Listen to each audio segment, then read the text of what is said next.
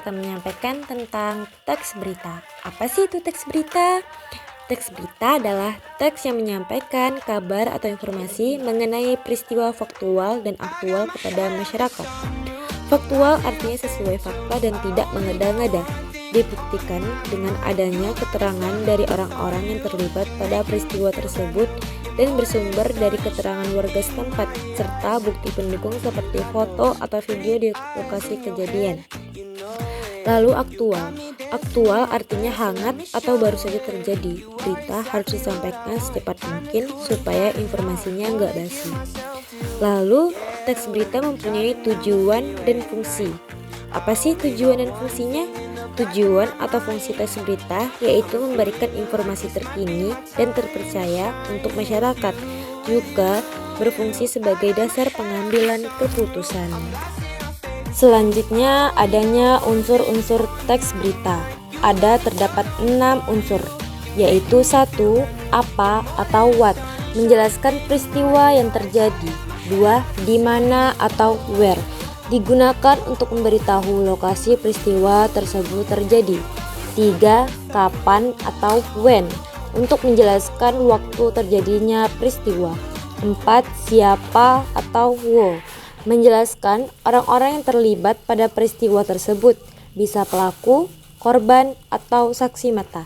5. Mengapa atau why, kata mengapa adalah jawaban dari penyebab, alasan, atau latar belakang peristiwa. 6. Bagaimana atau how, untuk menjelaskan proses terjadinya peristiwa dan kondisi terkini sesuai urutan waktu. Itulah 6 unsur-unsur teks berita. Lalu ada juga namanya struktur teks berita. Terdapat 3 struktur, yaitu 1. Kepala berita. Kepala berita adalah bagian awal yang memuat banyak informasi penting, yaitu apa, di mana, kapan, dan siapa. Kepala berita disebut juga sebagai lead, ateres berita atau orientasi. Jadi kita harus tahu tersebut. 2. Tubuh berita adalah berisi penjelasan mengenai informasi yang disampaikan pada bagian kepala berita. Pada bagian tubuh berita terdapat jawaban atas pertanyaan mengapa dan bagaimana peristiwa itu terjadi. Struktur ini memuat latar belakang, penyebab, hingga upaya dilakukan pihak terkait untuk menyelesaikan peristiwa itu. 3. Ekor berita mencantumkan informasi yang bersifat tambahan. Jika ekor berita dihilangkan, maka tidak terpengaruh terhadap pokok berita. Mengapa demikian? Sebab ke-6 unsur berita sudah dijelaskan dengan lengkap di bagian kepala dan tubuh berita. Selanjutnya ada namanya kaidah kebahasaan teks berita. Ada 5 kebahasaan. Yang pertama yaitu bahasa baku. 2. Kata kerja mental. Ketiga, konjungsi temporal. Keempat, konjungsi penerang. Dan yang terakhir, kalimat langsung. Di sini telah terdapat penjelasan-penjelasan dari kaidah kebahasaan. Kita dapat membacanya dengan secara jelas dan bisa memahaminya.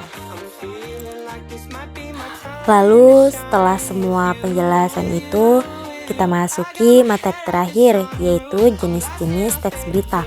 Adanya 5 jenis teks berita di sini. Yang pertama yaitu berita langsung. Berita langsung adalah jenis berita yang biasanya ditulis secara to the point, lugas, dan ringkas. Yang kedua, berita opini.